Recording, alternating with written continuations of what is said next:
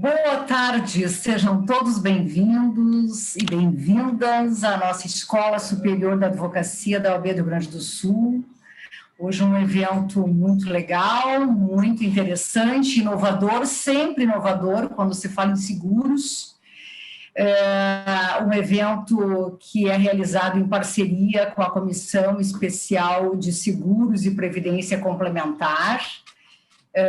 Aproveito aqui para cumprimentar ao presidente da comissão, Dr. Ricardo Einzel Vilar, que bom, conseguiu chegar a tempo, né? Está aí, acho que no aeroporto ainda, mas que está aqui conosco, nos prestigiando nessa abertura dessa webinar. Um webinar que trata da desjudicialização da execução civil e contrato de seguro. Quero fazer uma saudação especial de boas-vindas à ministrante, convidada, né, pelos organizadores, a doutora Flávia Pereira Rio, professora carioca, né, do Rio de Janeiro, que bom que está aqui conosco, né, muito simpática, inclusive, quando falávamos aqui no início, antes da abertura do evento. Queremos muito aprender. E temos a honra, né, de termos aqui como debatedores a doutora Jaqueline Vincheski dos Santos, que é membro da Comissão Especial de Seguros e Previdência Complementar da nossa OAB do Rio Grande do Sul, advogada, pós-graduada em Direito Civil, Processo Civil e Direito dos Seguros. Uma honra poder contar e trazer tantos conteúdos, né, tão importantes nessa área dos seguros. E aqui, né, uma honra receber aqui, né, o Dr. João Firmino Torelli Bastos, que conversamos, que já foi um grande apoiador, parceiro da nossa escola, né, já em tempos antigos, na época do exame de ordem, quando era realizado pela escola. Fico muito feliz de poder contar com o seu conhecimento, né, a sua experiência nesse debate dessa webinar. Dr. João Firmino, advogado, pós-graduado em Direito Privado e Processual pela Uniriter e também membro da IDA Brasil e da Comissão Especial de Seguros de Previdência Complementar da nossa OAB do Rio Grande do Sul. Bom, eu quero dizer que a nossa escola... eu não me apresentei, não é? Sou a Rosângela Herzer dos Santos, conselheira seccional da OAB do Rio Grande do Sul e diretora-geral da nossa ESA, né? A ESA que a gente tem a alegria e satisfação de conduzir juntamente com, né, todos os demais membros da diretoria, os nossos colaboradores, e o nosso compromisso assumido aqui com o nosso presidente, com a nossa instituição, é de poder sempre proporcionar o necessário aperfeiçoamento e capacitação para os nossos colegas, pois dessa forma estaremos fortalecendo não só os profissionais da advocacia, as nossos advogados e advogados, mas nossa instituição como um todo. Eu quero de imediato, então, passar a palavra à doutora Jaqueline dos Santos para conduzir o painel, fazer a apresentação da nossa convidada, né? E já vou pedir escusas aqui a todos que nos honram com as suas participações, suas presenças no chat, tão importante colocar de que cidade estão, que a gente possa conhecer vocês um pouquinho, sempre mais, e também aqueles que estão nos acompanhando pelo nosso canal do YouTube.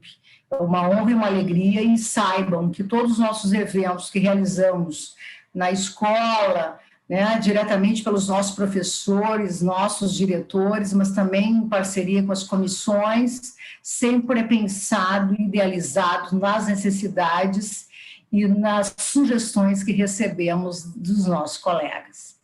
Passo, então, a palavra ao doutor Ricardo, que chegou agora, conseguiu voltar, doutor Ricardo, ou a doutora Jaqueline, fiquem à vontade. Doutora Rosângela, vou voltar lá. Se eu puder, eu vou fazer apenas uma breve saudação, até para o Porto, aguardando a chamada para o meu voo, mas eu não podia deixar de dar uma rápida mensagem a todos vocês, de agradecimento a você, Rosângela, pela parceria com a gente sempre da ESA, tão importante para a nossa comissão sempre nos acolhe de maneira sempre tão calorosa, tão gentil, e eu preciso te agradecer. Agradecer a Jaqueline, que é a nossa coordenadora desse grupo de trabalho e que vem de maneira muito atuante, contribuindo muito para a nossa comissão, ao Dr. João Firmino, que é um querido amigo, uma pessoa que realmente também não mede esforços em contribuir para a nossa comissão, e a doutora Flávia Rio, que tenho muita vontade de ouvi-la, e creio que essa aula fique gravada, espero Deus que fique, porque eu tenho que embarcar no avião em breve, vou ter que ouvir a aula depois.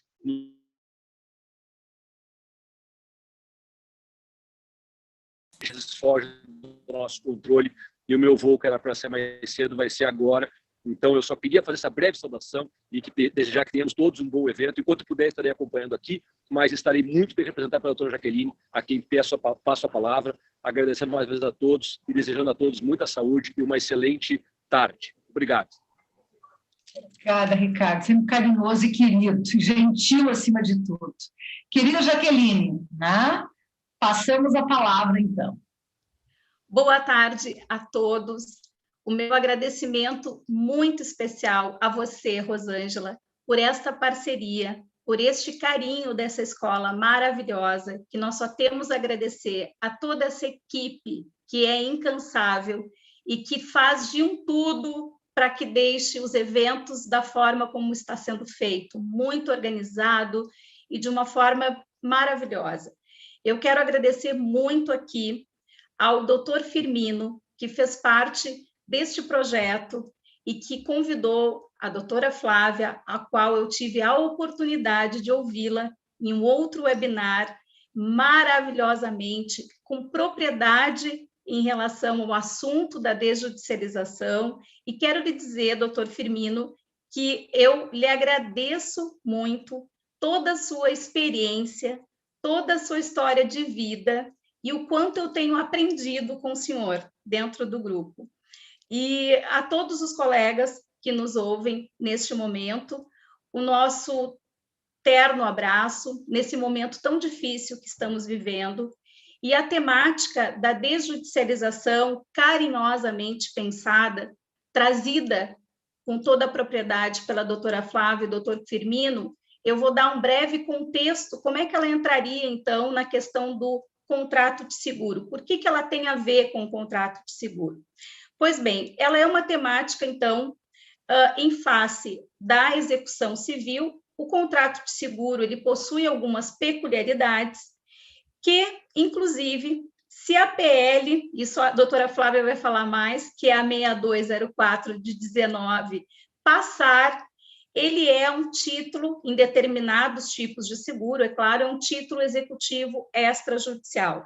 O doutor Firmino vai abordar isso após a fala da doutora Flávia em relação a esse assunto e o quanto o CNJ vem preocupado com esta questão da entrega efetiva jurisdicional e tem feito uma série de iniciativas para desafogar tais como justiças multiportas, serviços cartorários, mediação, conciliação, dentre outras.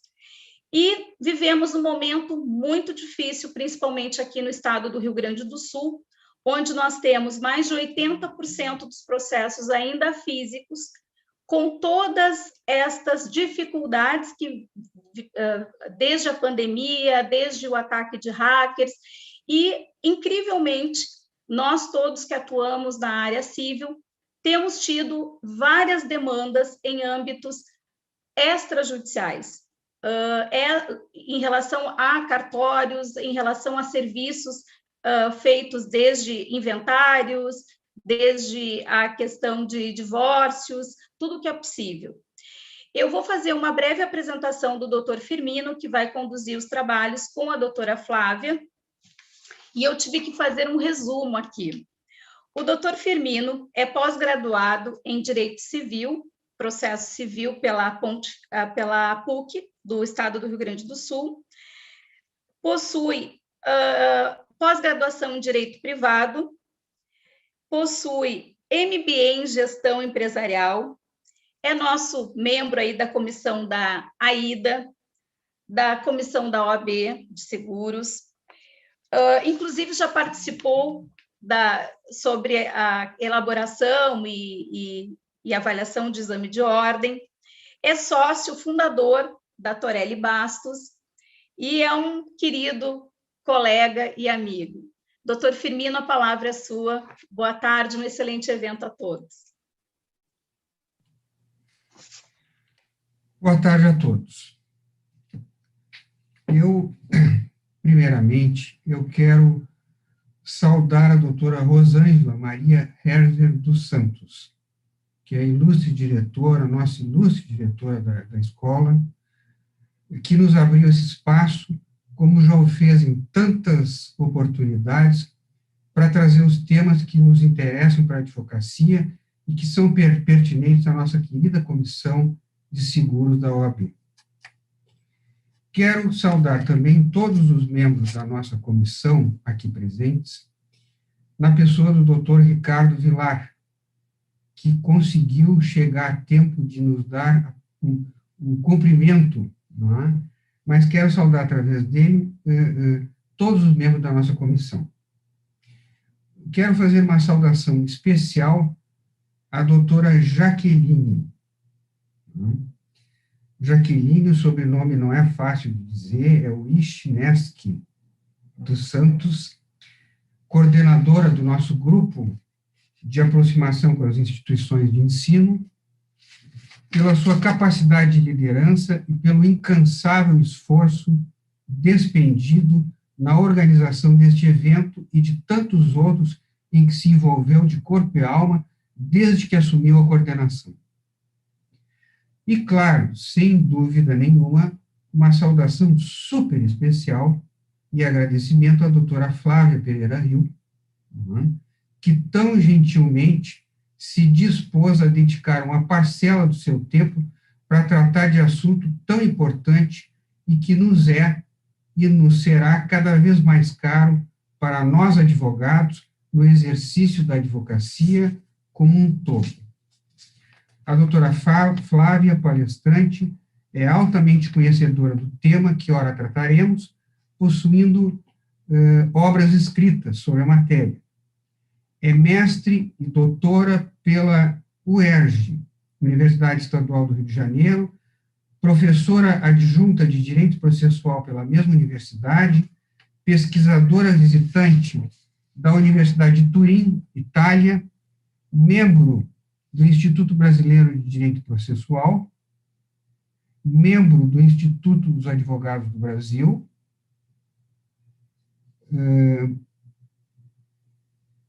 integrante da Comissão de Mediação da OAB do Rio de Janeiro, membro do Grupo de Trabalho sobre Execução do CNJ, do Conselho Nacional de Justiça, e da Associazione Italiana di Diritto Comparato, e Tabeliã, no estado do Rio de Janeiro.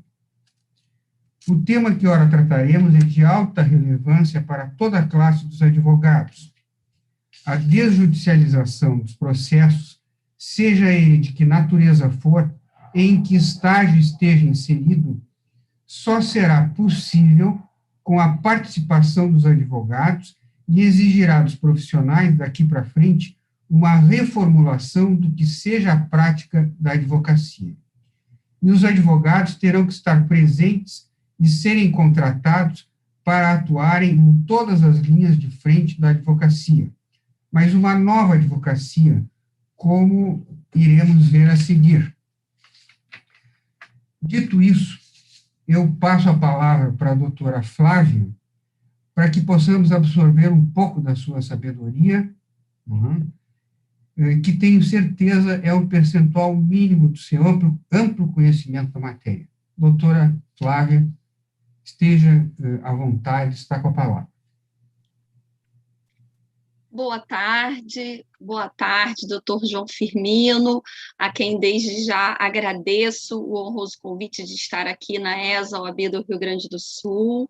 Gostaria de cumprimentar igualmente a doutora Rosângela Herzer, que nos acolheu com tanta gentileza, com tanto afeto. O doutor Ricardo Vilar também, que já nos saudou, também já passou por aqui, está nos acompanhando, também com igual gentileza. Doutora Jaqueline, com quem também tive a oportunidade, assim como o Dr. João Firmino, de conversar anteriormente a respeito do evento, saudar todos os que estão aqui na nossa sala virtual da ESA, UAB Rio Grande do Sul, e que nos acompanham também no YouTube.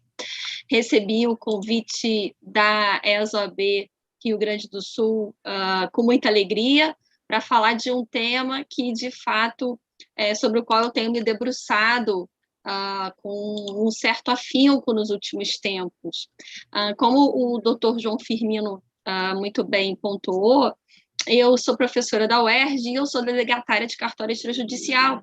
Então, em alguma medida, essa questão da desjudicialização, esse fenômeno da desjudicialização que a gente tem experimentado nos últimos anos, e aí eu faria um recorte, principalmente nos últimos 17 anos aqui no Brasil, que eu costumo brincar que é meio que uma revolução silenciosa porque, curiosamente, boa parcela de nós, operadores do direito, em alguma medida, está, e isso é bom, né? Está despertando, está atentando, né, com um pouco mais de atenção, e está se debruçando mais sobre essa questão da desjudicialização por força do PL 6204. Mas, a bem dizer, e colocando um pouco assim, em pratos limpos, vamos colocar assim, a bem dizer, nós dos cartórios, nós estamos como que experimentando na pele, vivenciando na pele a desjudicialização, ou seja, essa migração ou compartilhamento, vamos colocar assim, de várias funções que tradicionalmente nós estamos, todos nós mesmos dos cartórios, do lado de cada balcão, a advocacia pública e privada, e o próprio judiciário, então todos nós, operadores do direito, estamos tradicionalmente habituados a ver exclusivamente nas mãos do Poder Judiciário. E nesse recorte, principalmente da Emenda Constitucional 45 para cá, por força, como a doutora Jaqueline mencionou, de fato, por força de um trabalho vigoroso do CNJ, aliado também a uma série de leis esparsas editadas pelo Congresso Nacional ano a ano, nós temos experimentado, de fato, esse compartilhamento de tarefas, vamos colocar assim, entre Poder Judiciário e principalmente cartórios extrajudiciais. Então, isso subverte e nos tira todos nós. E aí, estou aqui na casa do advogado, onde eu sempre me sinto muito à vontade, porque, enfim, eu acho que sempre quando nós somos profissionais do direito, antes de mais nada, nós somos, e assim deve ser, nós temos a vocação por sermos, antes de mais nada, advogados. Então, e assim fui por muitos anos, eu costumo brincar que eu estou delegatária de cartório extrajudicial, então me sinto muito em casa aqui. Me sinto, de fato, falando com os meus pares.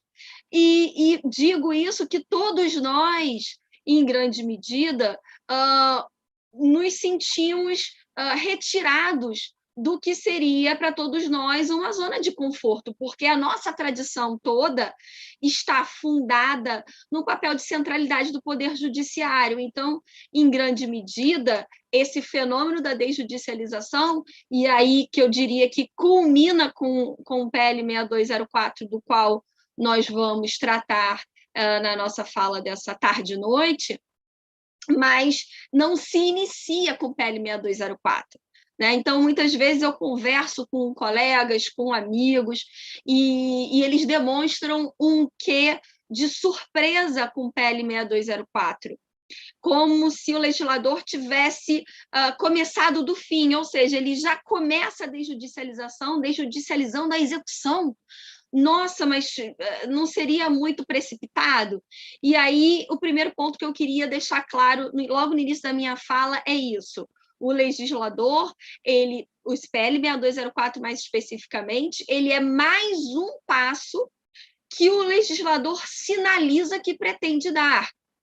Porque, a bem dizer, nós temos já hoje dezenas de procedimentos, de processos, que até muito recentemente, se formos pegar aí numa perspectiva histórica, eram confiados exclusivamente ao Poder Judiciário e, de alguns anos para cá, foram sendo paulatinamente dirigidos também, e aí mais especificamente, aos cartórios extrajudiciais. E aí isso, de certa forma, já nos sinaliza com uma releitura de algo que nos é muito cara.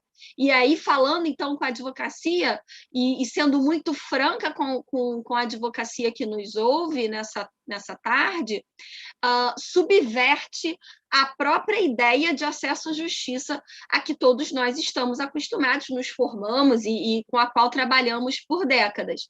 Por quê? Porque se nós formos até mesmo nos debruçar sobre a Constituição de 88, lá no artigo 5º, nós vamos ver que a promessa lá do Constituinte de acesso à justiça se confundia com uma promessa de acesso ao Poder Judiciário, de que não seria afastado da apreciação do Poder Judiciário lesão ou ameaça ao direito.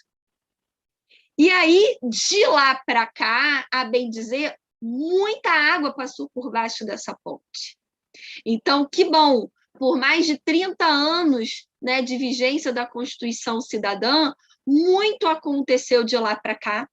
E, lógico, não tivemos apenas fatos elogiosos ou dignos de aplauso, mas, a bem dizer, professores e grandes expoentes do direito processual do final da década de 1980 davam conta de que nós tínhamos problemas severíssimos que pautaram essa escolha do legislador à época por trazer uma sinonímia entre acesso à justiça e acesso ao Poder Judiciário, que era, por exemplo, uma taxa de analfabetismo na população adulta, analfabetismo absoluto, da ordem de 25,9%.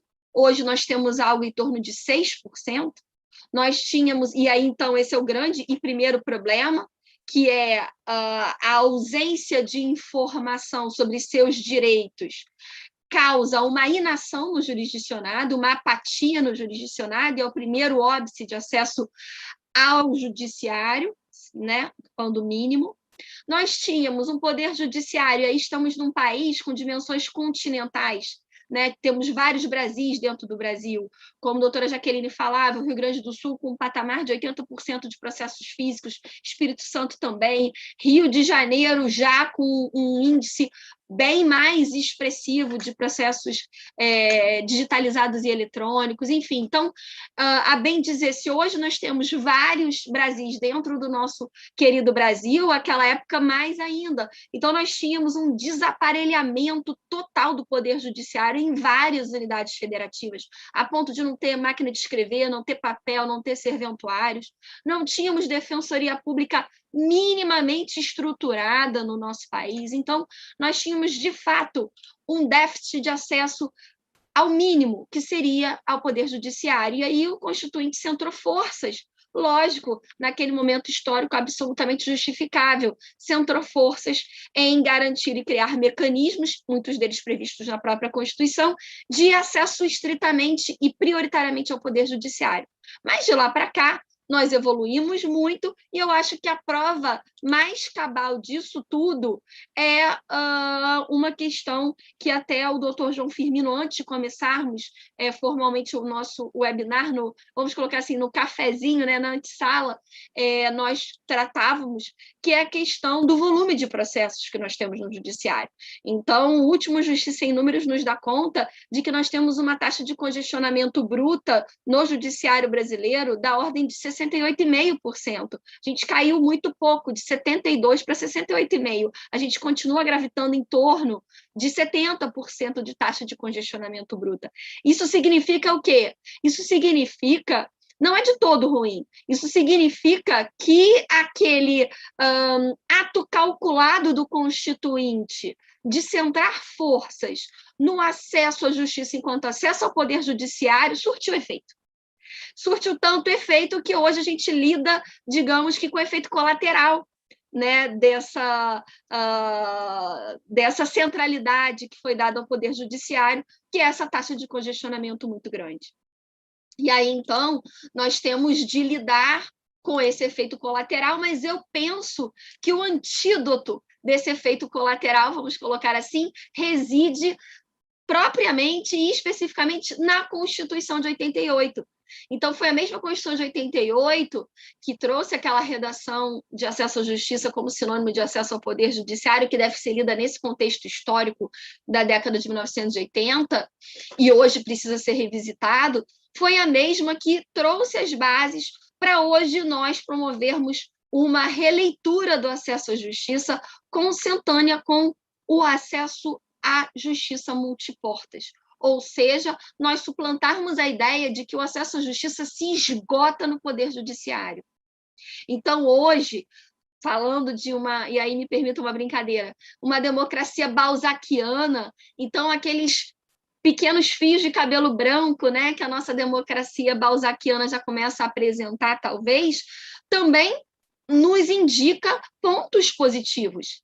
E, dentre eles, nós termos hoje condições de outros atores, outras carreiras que integram o sistema de justiça adotarem um maior protagonismo.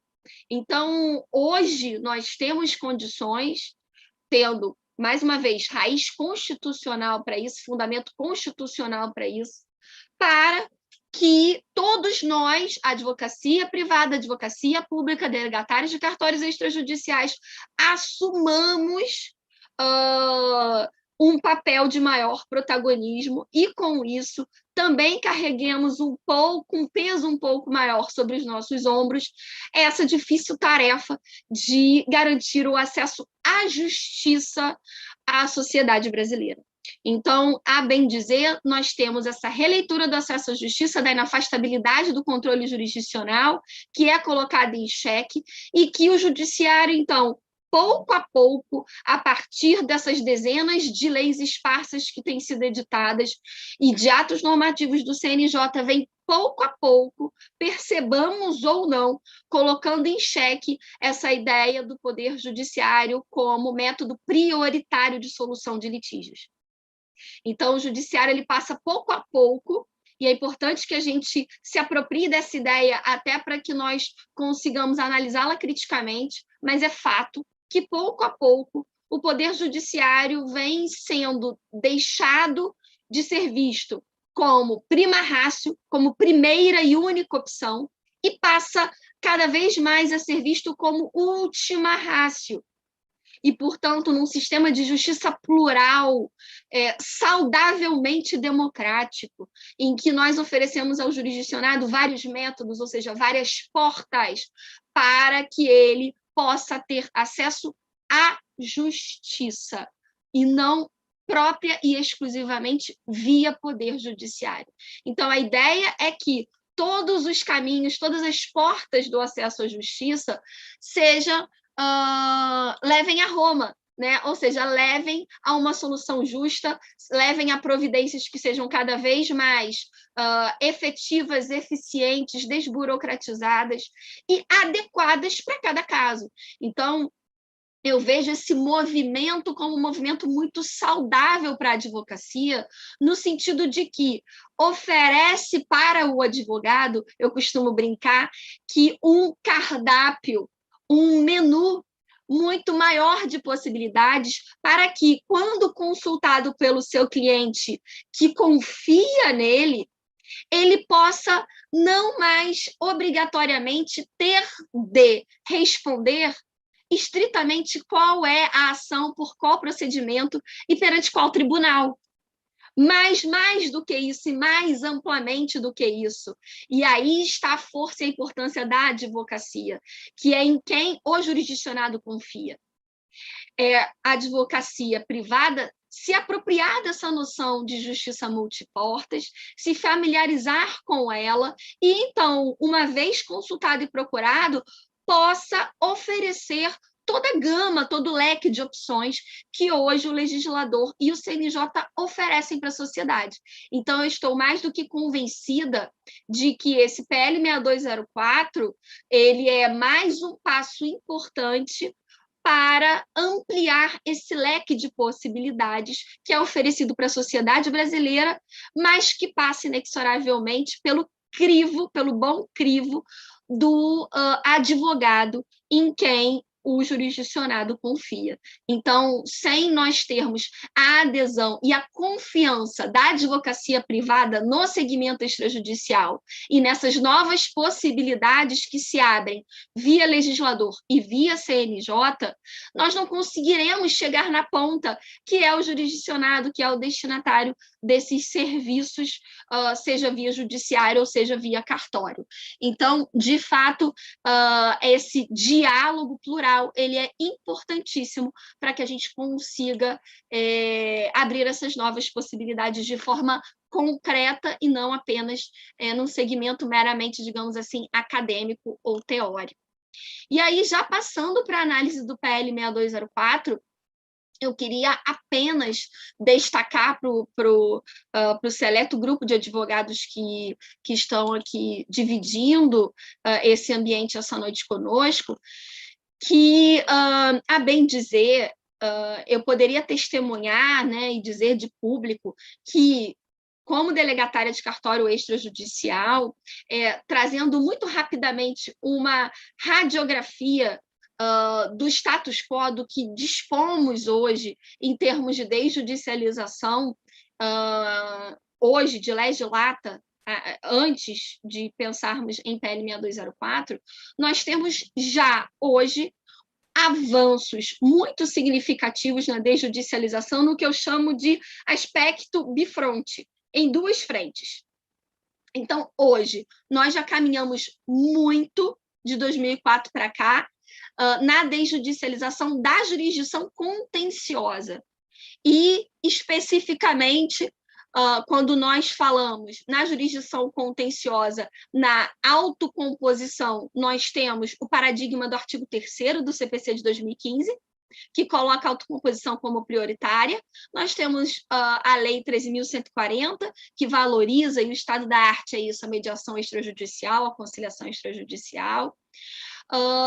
E nós temos também, no segmento da heterocomposição, a arbitragem, né, que na década de 1990, contra tudo e contra todos, desbravou, eu acho que deu grande pontapé inicial para esse movimento de desjudicialização que floresceria, principalmente no século XXI, entre nós. E no segmento da jurisdição voluntária, nossa, nem vou me ocupar, porque senão eu gastaria todo o meu tempo ajustado com a doutora Jaqueline e o doutor João Firmino, desbravando as dezenas de leis esparsas que nós temos, que já desjudicializaram vários procedimentos de jurisdição voluntária, no mais das vezes de forma com caráter facultativo, mas chegamos a ter até com caráter obrigatório. E então nós temos desde a possibilidade de retificação extrajudicial de registros, nós temos alteração de prenome e gênero em virtude de transexualidade, maternidade e paternidade socioafetiva, a desjudicialização do próprio processo de habilitação de casamento. Enfim, nós temos um sem número de procedimentos que os advogados hoje não precisam necessariamente pegar o seu cliente pela mão e levá-lo ao Poder Judiciário, tendo também a opção de se dirigir ao cartório mais próximo. E quando eu falo cartório mais próximo, nós estamos integrados em rede nacional. Então, nós temos a CRC, a Central de Registro Civil, em que o advogado se dirige ao cartório mais próximo, e se não quiser online, mas enfim, é o cartório mais próximo, e há essa comunicação em rede entre os cartórios, de modo a trazer maior conforto para a advocacia e maior eficiência. Então, queria só trazer esse panorama. Então, o PL 6204, ele não é um primeiro movimento do legislador, nem um segundo, nem um terceiro, nem um quarto.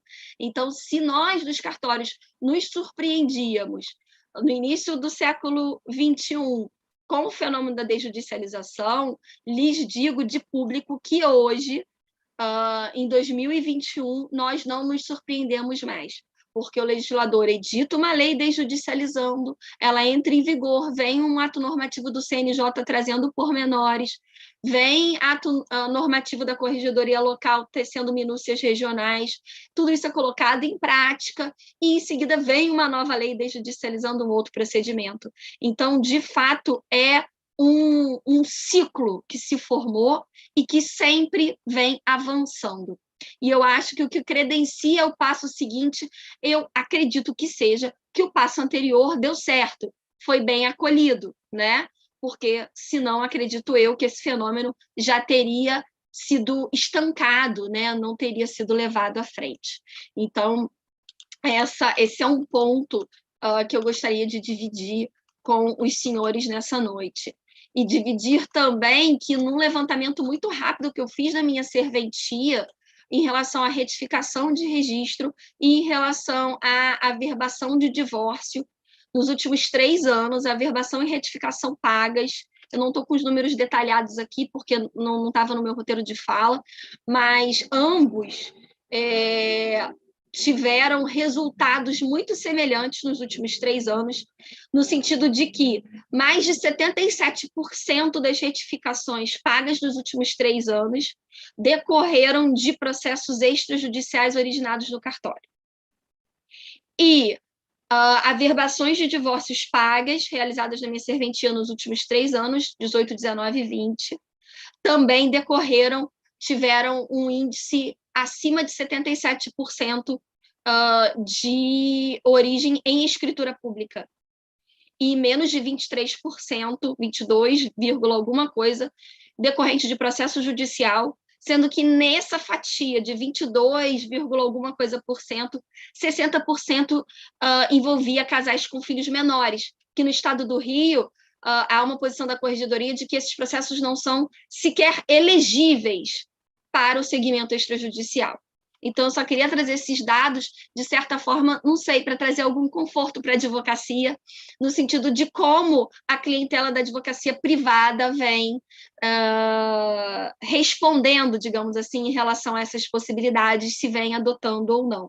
E aí eu excluí os gratuitos, porque a Defensoria Pública do Estado do Rio de Janeiro, ela vem até hoje, ainda tem um expediente de privilegiar funcionar em processos judiciais, ok? Então, por isso que eu fiz esse recorte. Porque as gratuidades no meu cartório normalmente, na maioria absoluta, decorrem de assistidos da Defensoria. E também queria deixar claro para a advocacia que nos ouve, que em momento nenhum o que eu chamo de teoria geral da desjudicialização, ou seja, eu me debruçando sobre o tema, eu vejo claramente, analisando toda a série de leis em sentido estrito, atos normativos do CNJ, que desjudicializaram um sem número de procedimentos nos últimos anos, eu vejo que tem um fio condutor, que é uma teoria geral da desjudicialização. Ou seja, não somos um navio que está à deriva, sem norte, entendem? Há uma bússola, há um norte, há um vetor nessa caminhada que estamos trilhando. E acho que numa outra ocasião poderíamos conversar sobre isso, mas há um devido processo legal extrajudicial desenhado, entendem? Nessas iniciativas legislativas. Então, eu vejo que esse núcleo mínimo do devido processo legal, que é a projeção da democracia no sistema de justiça, tem sido resguardada. Então, nós temos publicidade, nós temos contraditório, nós temos previsibilidade do procedimento, nós temos imparcialidade e independência do agente que absorve essas novas funções. Então, acredito eu, e temos controle externo também nessas novas funções que são absorvidas pelos cartórios extrajudiciais, porque o próprio artigo 236 da Constituição assim preconiza que os cartórios extrajudiciais serão ocupados por profissionais técnicos, bacharéis em direito aprovados em concurso público e fiscalizados pelo Poder Judiciário. Então, há esse núcleo mínimo do devido processo legal e há um controle externo exercido com mão vigorosa pelo Poder Judiciário local e pelo CNJ. Ok? Então, queria deixar isso claro, embora não seja a tônica da minha fala. E passando propriamente para nós desenharmos a muitas mãos aqui quais são, em cores fortes, os principais pontos do PL 6204. E eu gostaria de começar a abordagem do PL 6204 sobre o cabimento da execução extrajudicial, ou seja, quais execuções seriam desjudicializadas pelo PL 6204. E aí eu começo especificamente na abordagem nos artigos 1º e 6º do PL.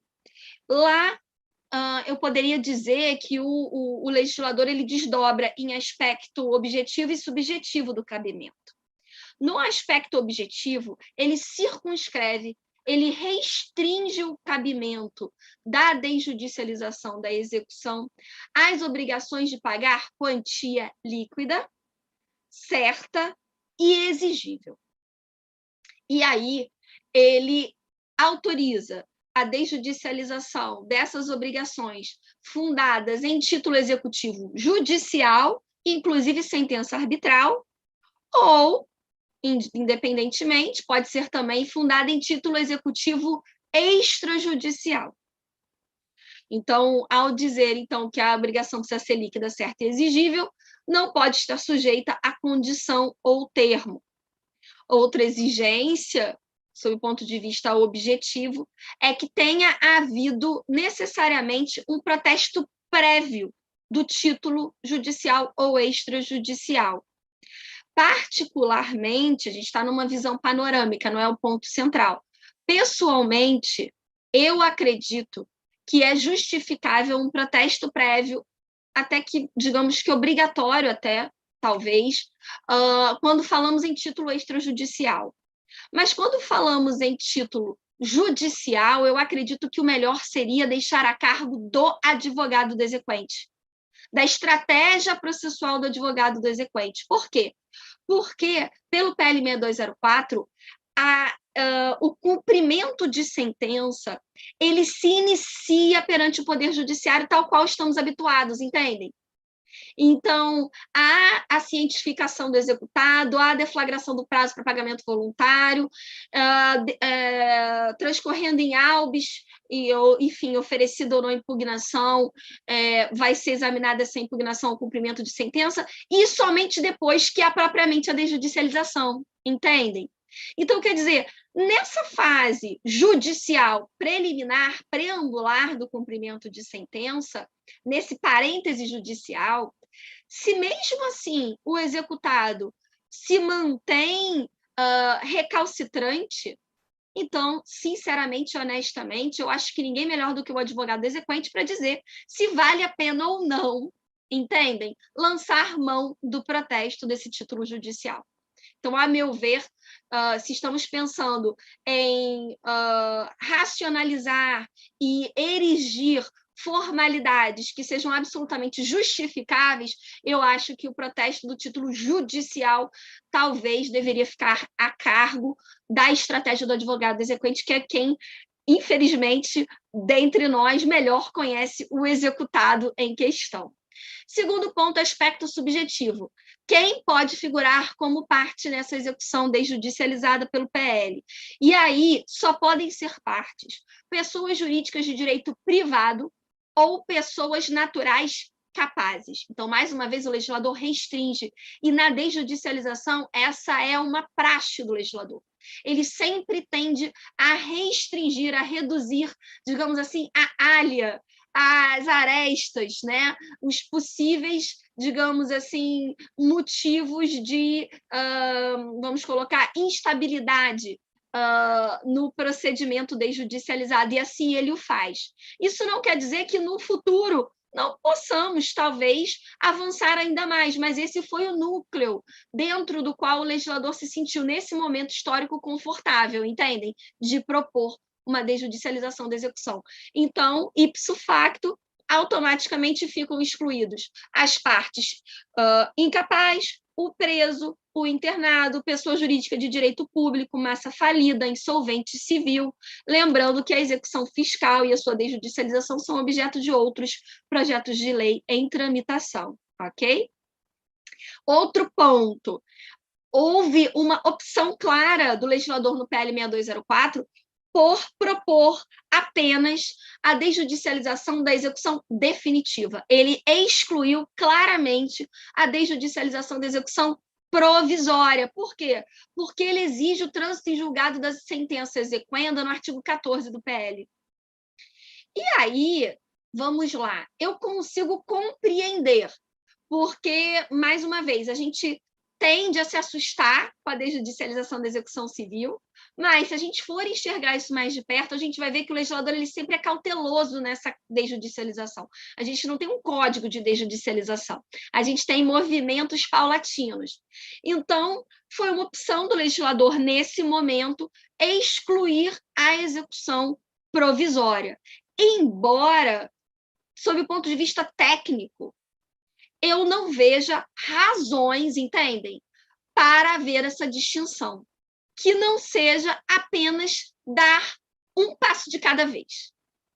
Porque eu me lembro, inclusive, quem fazia muito uso dessa expressão, inclusive em sala de aula, é um dos grandes nomes do processo penal nosso aqui brasileiro, o professor Afrânio Silva Jardim, né? E aí ele falava sempre em sala de aula, quem pode o mais, pode o menos.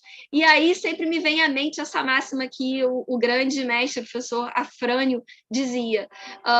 De fato, se você desjudicializa o mais que a execução definitiva, o que dizer do menos que a execução provisória? Mas foi uma opção do legislador, no contexto do PL 6204, a conferir. A assistência por advogado, já que estamos na casa do advogado, artigo 2º do PL, diz textualmente que é indispensável, que é obrigatória a assistência por advogado ao exequente.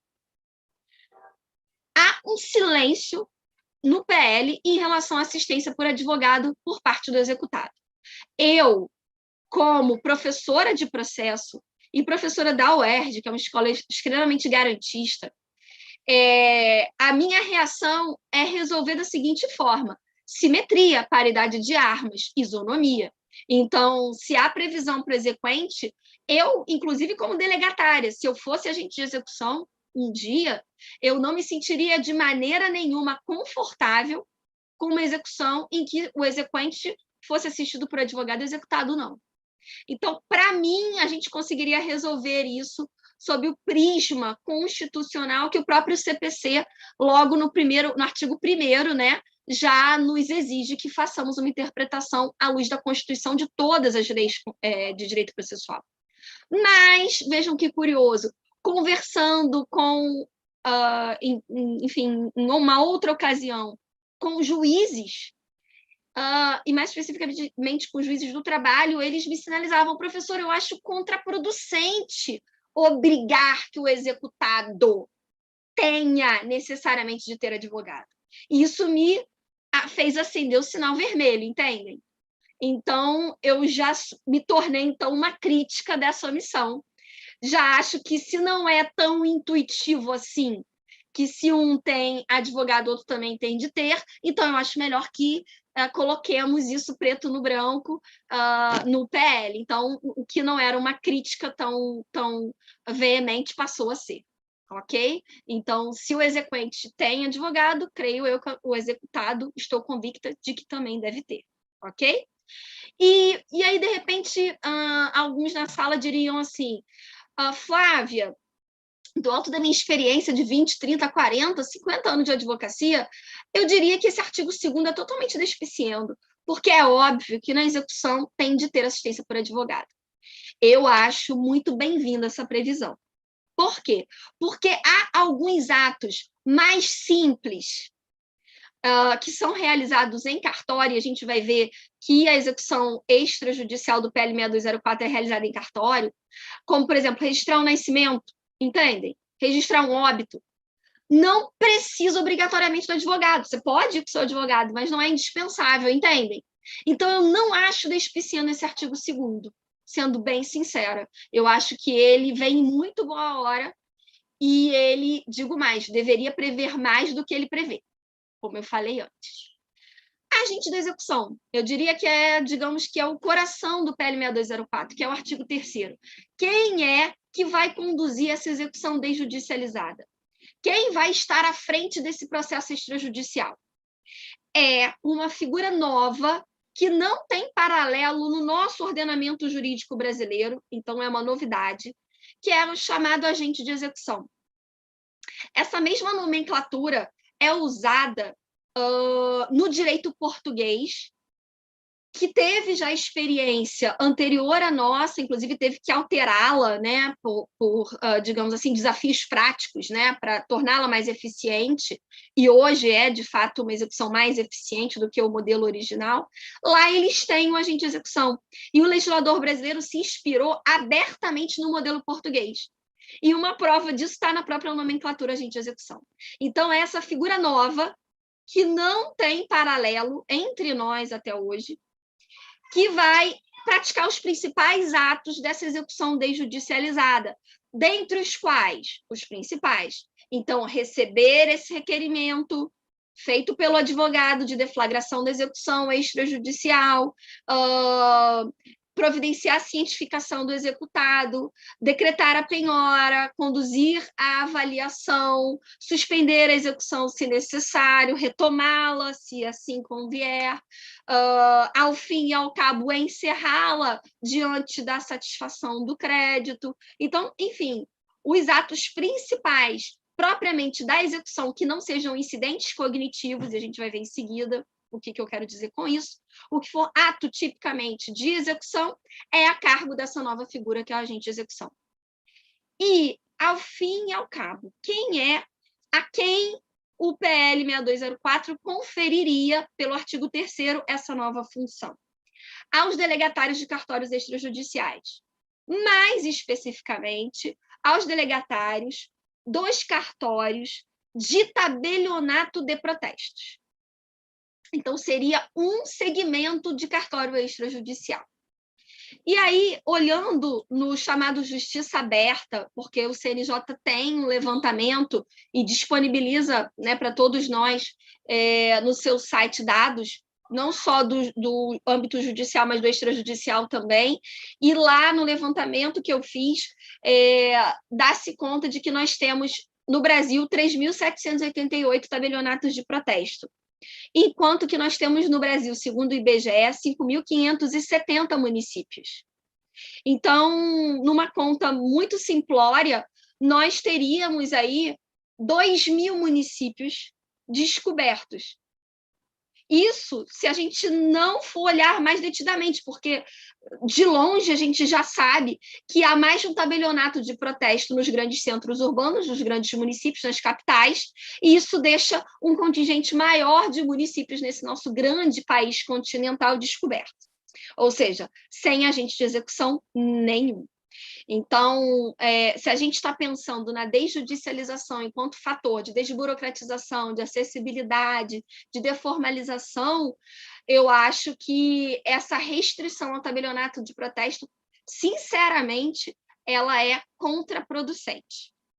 Então, se a gente for parar para ver quantos cartórios nós temos no Brasil, nós subimos de 3.700 para 13.340, segundo o CNJ. E, de acordo com a Lei 8.935, artigo 44, tem de ter um cartório extrajudicial na sede de cada município brasileiro, do Oiapoque ao Chuí. Aí eu vejo vantagem. Entendem a diferença? Porque num país com dimensões continentais, a gente passa a ter agente de execução geograficamente perto do jurisdicionado, e sem fazer distinção, entendem? Se ele está no grande centro urbano ou não, se a dívida dele é alta ou baixa, entendem? E participando da mesma realidade dele. Então, eu acho que aí a gente teria, sim, um salto em termos de acessibilidade. Ok? Ao escolher cartório extrajudicial para exercer a função de agente de execução, como que eu enxergo essa opção do PL 6204? Eu enxergo o seguinte movimento: aproveitar uma estrutura que já existe, que tem raiz no artigo 236 da Constituição e que é controlada em caráter permanente pelo CNJ e pelo judiciário local, entendem? E, a bem dizer, o Poder Judiciário, a gente tem, eu costumo brincar, uma relação de amor e ódio com o Poder Judiciário. Me perdoem aí os juízes que nos assistem. Assim como os italianos, né, que eu tenho uma interlocução próxima em termos de estudos. E aí a gente tem esse ponto de contato cultural, né? E a prova de que a gente gosta do Poder Judiciário é que ele está sobrecarregado. E a gente desconfia quando algo sai dele, né, doutora Jaqueline? Essa que é a verdade. Mas, por outro lado, todos nós estamos insatisfeitos. Então, a gente tem uma relação um pouco conturbada, digamos. E aí, o que eu quero dizer? Essa confiança que o Poder Judiciário nos inspira e, em alguma medida, esse papel de centralidade secular do Poder Judiciário no nosso sistema de justiça, ele acaba que, em alguma medida, ele é, vamos colocar assim, aproveitado para o bem no PL 6204, porque o Poder Judiciário ele deixa de desempenhar a atividade fim, que é praticar cada ato executivo, mas ele fiscaliza, entendem? Em caráter permanente. Então, ele acaba sendo, em alguma medida, o avalista, entendem? Do funcionamento e do bom funcionamento desse sistema no segmento extrajudicial, porque acompanha para e passo o que está acontecendo no extrajudicial, inclusive utilizando cada vez mais as novas tecnologias através da fiscalização diuturna, permanente e remota, que já é uma realidade no TJ aqui do Rio, por exemplo. Tabelionato competente, né, ou com atribuição, que seria um termo técnico que a gente usaria mais, está no artigo 7º do PL. E aí eu acho que foi mais um equívoco do PL 6204. Por quê? Porque no artigo 7º, o PL diz o seguinte, olha, as execuções fundadas em título extrajudicial, elas serão obrigatoriamente e exclusivamente processadas perante os tabelionatos de protesto do foro do domicílio do devedor. Ponto. E as execuções fundadas em título judicial serão processadas no tabelionato de protesto do foro do juízo sentenciante. Ponto final. Qual é a minha crítica? A minha crítica é que a gente avançou em termos de competência para a execução no CPC de 2015. Porque no artigo 516 e no artigo 781 foram estabelecidos foros concorrentemente competentes. Então, houve um ganho em termos de acessibilidade, entendem? E, potencialmente, também de efetividade da execução. Então, eu acho que melhor seria que fosse revisto o artigo 7º para se aproximar de uma mudança muito bem-fazeja, muito bem-vinda, muito salutar do CPC de 2015 nesses dispositivos que eu mencionei, ok? Se não houver tabelionato de protesto no município, aí nós vamos nos socorrer das regras de organização judiciária, por analogia, né? E aí será o tabelionato mais próximo, de acordo com as regras de organização judiciária. E se houver mais de um, o PL diz que vai haver livre distribuição, ok? Para resguardar a imparcialidade e a independência do agente de execução. Defesa do executado. Estamos na casa da advocacia, então não poderia, já fechando aqui, me encaminhando para o final da minha fala, lógico, não poderia encerrar qualquer fala na casa dos advogados sem falar em direito de defesa, né? E isso está presente no PL 6204, porque se não estivesse, eu seria a primeira crítica, né, detratora dessa ideia. E, de fato, o PL dedica os artigos 18 a 21 a essa temática, a temática da impugnação aos atos praticados pelo agente de execução. Primeiro ponto dessa temática da defesa, que é não só do executado, mas o exequente também pode impugnar todo e qualquer ato, né? Mas dentro dessa temática da impugnação, primeira ressalva que eu queria fazer. Como eu disse no início, na execução, na desjudicialização da execução fundada em título judicial, nós teremos uma etapa preambular, que é a nossa velha conhecida, que vai se desenvolver em juízo, até o momento de uma possível impugnação ao cumprimento de sentença. E uma vez resolvida a impugnação ou não havendo, que haveria esse desdobramento na seara extrajudicial. Então, a impugnação ao cumprimento de sentença, ela é oferecida e julgada pelo juízo competente, que é o juízo da execução, ok? E os embargos de execução? Os embargos de execução, o PL simplesmente não altera nada, nós aplicamos integralmente o CPC de 2015, tal qual conhecemos, ou seja, os embargos de execução são oferecidos, opostos, diretamente perante o juízo de execução, ok? E eu penso que assim ocorre com os incidentes genuinamente cognitivos, entendem? Como desconsideração da personalidade jurídica, por exemplo, seria alegação de fraude e execução. Isso é atividade cognitiva, todos de acordo? E quem é que tem, digamos, dentro do nosso sistema de justiça, competência para solucionar incidentes cognitivos? O juiz, entendem? Então, isso eu vejo de forma muito tranquila, e em seguida eu já vou, logo depois que eu tratar muito rapidamente da questão da impugnação no PL, eu vou costurar, vou amarrar melhor essa ideia dessa, digamos assim, desse compartilhamento de tarefas entre as duas esferas para fechar minha fala. Pois bem, o que nós temos no PL 6204, tirando a questão da impugnação ao cumprimento de sentença dos embargos de execução, o que nós temos é o seguinte, é o que eu chamo de regime de impugnação escalonada. O que eu quero dizer com isso?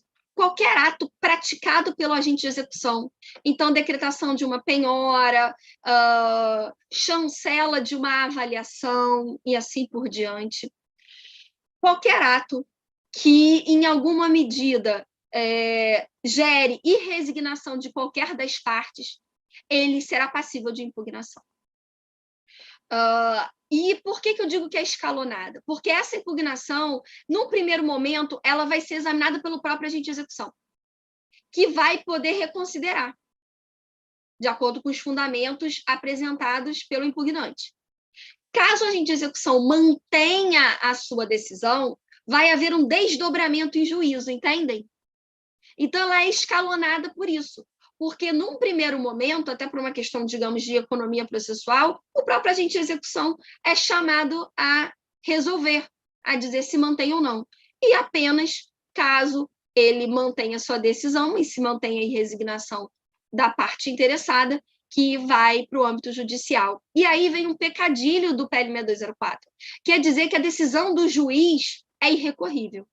Nós sabemos, eu no cartório sei muito bem, e os advogados que nos ouvem sabem tão bem ou melhor do que eu, que toda vez que o legislador diz que uma decisão supostamente vai ser irrecorrível, o que nós acabamos tendo é uma avalanche de mandados de segurança.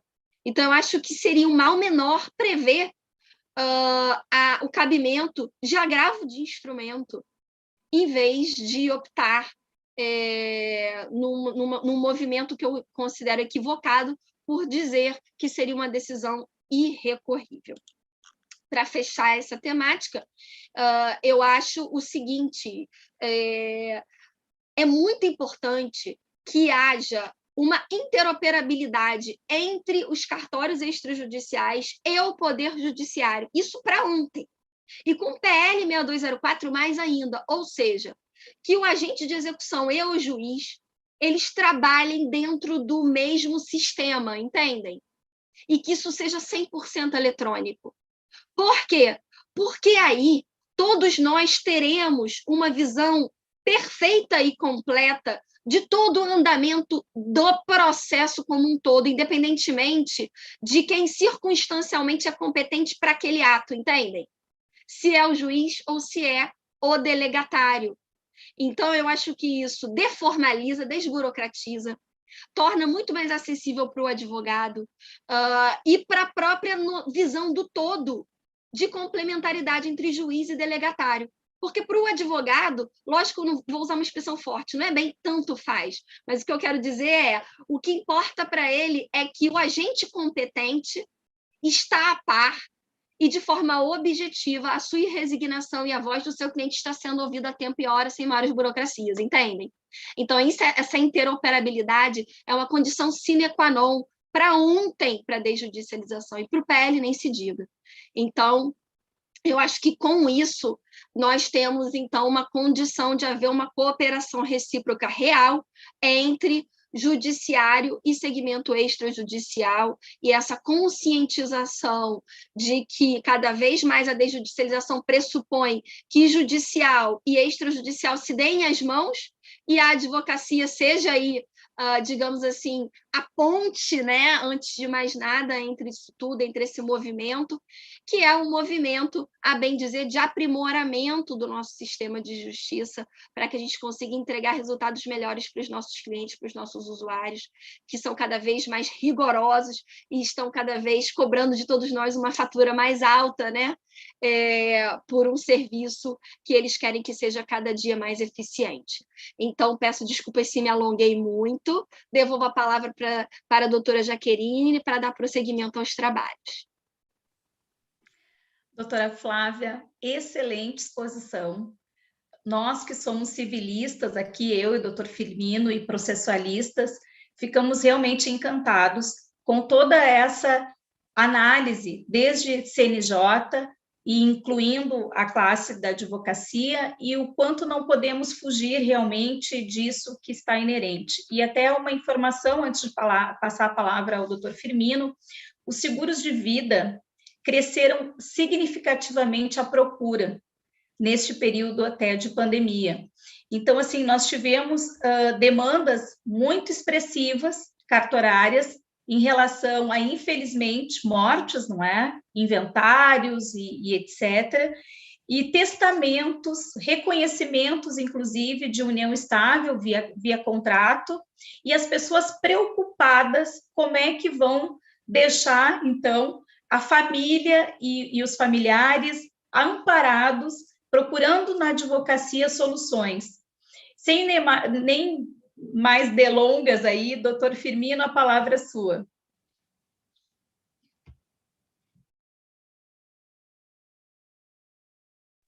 Doutor Firmino, seu áudio está fechado. Efetivamente, depois da palestra da doutora Flávia, que esgotou o assunto, pouca coisa resta dizer, mas eu anotei diversos tópicos da manifestação da doutora Flávia, e aqui eu vou me reportar a eles, num e no outro ponto, mas por um ângulo diverso, não é? Inserindo nós, advogados, neste contexto, fazendo outra leitura de tudo quanto a doutora Flávia nos disse. O que quer dizer essa desjudicialização e todo esse acervo, esse aranzel de ferramentas trazidas pela doutora Flávia para, digamos, entre aspas, desjudicializar? Quando se fala em desjudicialização da execução, temos que primeiramente compreendê-la em sentido lato, para depois descer às especificidades. E em sentido lato, quando se fala em execução, está a se dizer que abrange todas as formas de cobrança de bens da vida mensuráveis, de obrigações de dar, de fazer, de não fazer, e outras que se sobrepuserem. Abrange tanto a cobrança de bens da vida representados por títulos extrajudiciais como judiciais. E neste último caso, em que o bem em discussão já foi trazido ao palco judiciário, essa desjudicialização em sentido lato poderá ocorrer ao início da ação, após a sua contestação, próximo da sentença, na fase recursal e assim por diante. Daí a enorme importância dos advogados na elaboração das soluções e confecção das peças jurídicas necessárias à proteção dos interesses de todas as partes. No âmbito civil, e agora dentro da matéria que estamos abordando, o contrato de seguro não foge a essa realidade, pela sua própria natureza, na qual, ocorrido o sinistro, em princípio, inicia-se extrajudicialmente as tratativas com as seguradoras para que haja indenização extrajudicial. Nos seguros de vida, não ocorrendo isso, dependendo do grau de complexidade da controvérsia tabulada, terá o segurado, a teor dos artigos 783, 784, inciso 6º, e 785 do CPC, na sua mão, um título executivo extrajudicial passível de execução direta, sem qualquer processo de conhecimento, podendo, no entanto, optar por ingressar com um processo judicial que demande instrução probatória a seu critério. Tá? E nesse ponto aqui, eu quero dar uma ênfase especial, porque dá às partes, aqui já começa dando às partes a faculdade de judicializar ou não. Tá? Se, ao contrário, houver necessidade de instrução probatória, então a pretensão, no mais das vezes, irá desembocar no palco judiciário, que não poderá abrir mão de nenhuma das fases do processo, para poder conceder a prestação jurisdicional como um todo. Só a vontade das partes em não judicializar ou encerrar uma judicialização já encetada é que poderá obstar a solução da contenda pela entrega do decisum proferido por um magistrado. O inverso do que aqui se afirma resulta nos mais de 80 milhões de processos e mais de processos neste último ano que tramitam no judiciário, abarrotando todas as varas, cartórios, instâncias e demais ramificações judiciais, sem falar nas contendas extrajudiciais. E por que nós vemos nos países considerados do primeiro mundo, como Inglaterra, Estados Unidos, França, Alemanha, etc., situações diametralmente opostas, com um universo de processos judiciais e extrajudiciais reduzido? Porque, para estes países e respectivos ordenamentos jurídicos, a concepção de advocacia e suas competências atribuídas e abrangência faz com que uma enorme fatia de contendas sejam resolvidas dentro dos escritórios dos advogados, que utilizam ferramentas e peças jurídicas muito bem elaboradas que conseguem resguardar os direitos das partes na sua plenitude e, muitas vezes, por consenso, evitando e não deixando margem para posteriores ações judiciais. É nesse rumo, nesse leito, que irá desembocar a nova e moderna advocacia, exigindo uma participação cada vez maior do advogado no nosso país. Se incluirmos, então, essas novas ferramentas virtuais, que já existiam algumas e que outras a pandemia nos obrigou a desenvolver, então esta realidade se torna mais evidente.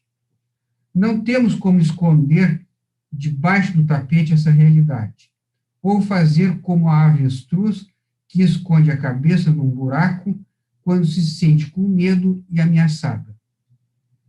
Sem medo.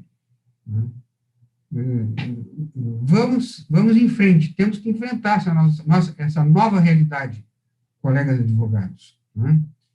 E as contendas advindas, então, dos contratos de seguro não fogem a essa regra, muito pelo contrário. Está inserida nesse contexto e de todo esse ferramental explanado pela doutora Flávia de maneira tão clara. Então, essas considerações que eu gostaria de fazer, abordando um outro ângulo, uma outra janela de tudo quanto a doutora Flávia acabou de com brilhantismo, nos brindar. Certo? Então, era isso. Devolvo a palavra para ti, Jaque, Jaqueline. Muito obrigada, doutor Firmino. Eu acredito que assim conseguimos fazer esse fechamento, de entender que o contrato de seguro ele é muito específico e em determinado ponto que se trata do seguro de vida, onde ele é título certo, exigível, dentro das características, né, do que tem que ser, e não dilação probatória, que muito bem colocou, porque, por vezes, há uma negativa no contrato de seguro e tem que se fazer provas, não tem jeito, é judicial mesmo. Doutora Flávia, eu fiquei aqui com uma... Já que ali o pessoal está um pouco tímido para perguntas, muitas vezes, advogados como somos, lidamos com algumas situações complicadas. Por exemplo, já aconteceu numa sessão de direito não onerosa, onde a pessoa faz, então, o termo inicial de um inventário, inicia com o inventariante e, posterior, faz a sobrepartilha. E, muitas vezes, nessa sessão de direito, ele precisa dar andamento em determinadas coisas junto aos órgãos, por exemplo, aqui, DETRAN. O que a gente depara? Nós, como, de novo, civilistas e processualistas, conhecemos a lei e conhecemos o quão é eficiente o trabalho que fizemos. O que acontece? O tabelião registra, então, a pessoa chega no órgão e o órgão diz não, por desconhecimento. Qual é a tua opinião em relação a isto, em relação a esse ciclo que vai, na verdade, se indo para um caminho que é uma qualificação dos servidores, dos terceirizados, enfim? Sim, de fato, hoje eu ouço queixas de um volume muito menor, né, doutora Jaqueline? Mas, a bem dizer, por exemplo, logo depois da entrada em vigor da 11.441, em 2007, que dizia que até mesmo para retirada de quantias em contas bancárias, né, deixadas pelo autor da herança, bastaria a escritura do inventário, não precisaria de alvará judicial. Enfim, os gerentes dos bancos, eles reiteradamente se negavam, e aí foi enfim, uma comoção até que eles conseguissem assimilar. Então, de fato, veja bem, eu acho que é uma virada de chave para a sociedade brasileira como um todo. E aí, mais uma vez, e tem um orgulho enorme da advocacia privada por isso, porque, infelizmente, nós sabemos que quem está ali até com um caráter, vamos colocar assim, pedagógico, né, de fazer essa transição é o advogado.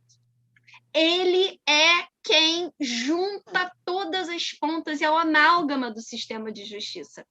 Não adianta.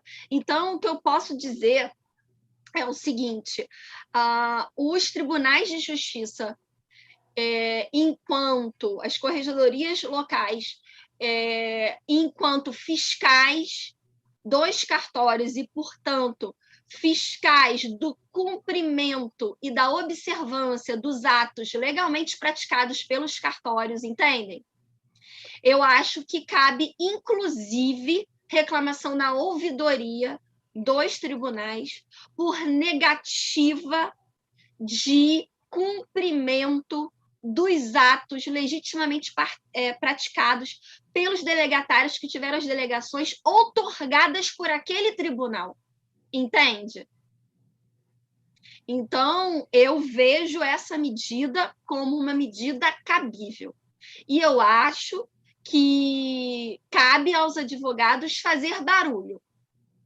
Porque, se é lógico, eu sou super partidária da mediação, do diálogo, né? Então, lógico, vamos começar com toda a questão pedagógica, com o diálogo, com tudo. Mas, em último grau, entendem? nós temos, e isso eu acho uma, entre aspas, vamos colocar assim, uma vantagem, uma carta na manga da desjudicialização para o cartório, entendem? Porque, em última análise, negar efeitos a um ato de uma serventia extrajudicial por qualquer pessoa, ainda que autoridade, em última análise, se está negando a autoridade ao outorgante daquela delegação, entendem? Que é o Tribunal de Justiça local. E está, em última análise, malferindo o 236 da Constituição. Entende? Que disse que é o tribunal local vai outorgar a delegação preenchidos os requisitos da Lei Infraconstitucional 8935, mais especificamente. Entende, doutora Jaqueline? Então, é um efeito cascata que coloca em xeque o nosso sistema de justiça. Então, se por bem, né, quem de direito, né, quem está lá na ponta e precisa cumprir com um ato extrajudicial, se de bom grado ele nega eficácia e, portanto, ele presta um desserviço para essa modernidade que a gente está, né, doutora Jaqueline, a duras penas, todos nós, a advocacia e nós, delegatários também, assumindo uma responsabilidade cada vez maior, né? Porque eu costumo brincar, para desonerar o judiciário, alguém está sendo onerado, né? Não tem como, senão a conta não fecha. Então, estamos sendo onerados a classe dos advogados e a classe dos delegatários. Somos nós que estamos aí de mãos dadas, absorvendo esse contingente e adquirindo um protagonismo maior.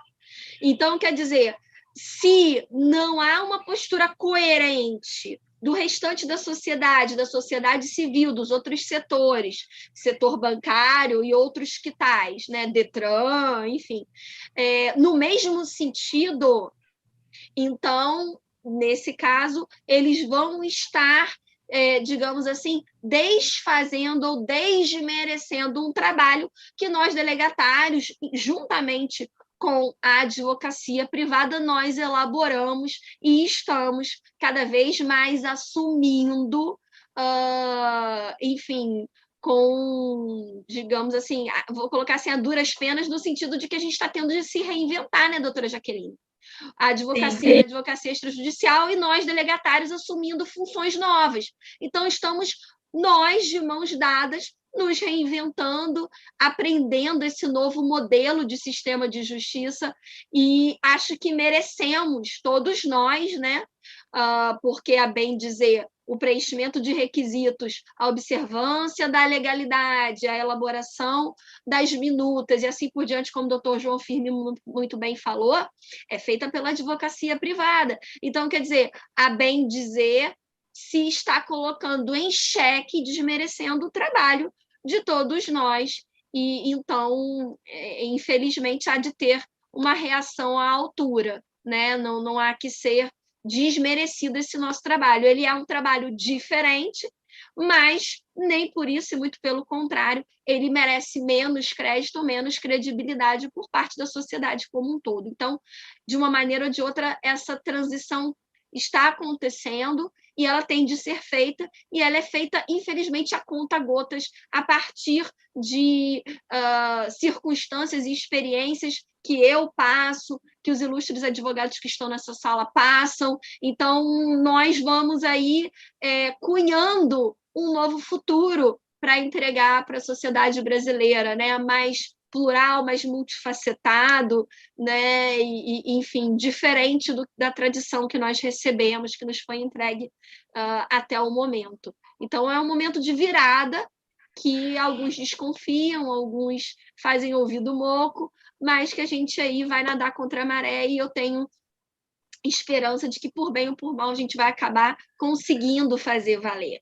E queria encerrar minha fala dizendo o seguinte: sem a advocacia privada não há extrajudicial. Não há extrajudicial, para começar, por quê? Porque a sociedade brasileira, o piloto automático da sociedade brasileira é o quê? Vou para o Poder Judiciário. Qualquer problema, vou para o Poder Judiciário. Então, quem consegue conhecer essa gama de possibilidades nova, avaliar vantagens e desvantagens, não é verdade? Ver quais são os requisitos, como observar os requisitos, se o seu cliente se adequa ou não àquele perfil daquele método novo, é o advogado em quem o jurisdicionado e o cliente confia. Então, a gente só consegue fazer essa guinada cultural para estabelecer genuinamente, concretamente, uma justiça multiportas com várias possibilidades, que é o que todos nós almejamos, e essa geração mais nova realmente vem ainda com mais força e com uma abertura ainda maior, se nós, a geração que está aqui na linha de frente, se a gente não fizer o nosso dever de casa, e mais especificamente, se a gente não tiver o apoio imprescindível da advocacia privada, que é em quem a sociedade brasileira confia, é no seu advogado de confiança, é naquele que já instaurou vários processos e que hoje diz, agora nós temos outras possibilidades. E para o seu caso, para esse caso novo que o senhor está me trazendo, nós temos o bom e velho processo judicial, mas temos também essa outra possibilidade aqui com essas características, que, a meu ver, nessas circunstâncias que o senhor me apresenta, são mais vantajosas. Com a confiança que o senhor tem em mim, estou lhe dizendo. Então, vamos, sem isso, nós vamos nos manter tal qual estávamos no século XX. Então, a advocacia privada, especificamente, é o ponto de virada cultural para trazer a sociedade pela mão e fazer com que ela confie nessa justiça multiportas, senão a gente vai continuar só teorizando, né? Mas a concretização, os grandes artífices disso tudo, os grandes engenheiros e construtores são os advogados. Então, por isso, é uma honra muito grande estar aqui na Casa da Advocacia, falando com essa assistência ilustre. Muito obrigada, doutora Jaqueline e doutor João Firmino, pela oportunidade de dialogar com a advocacia sobre um tema que é caro a todos nós.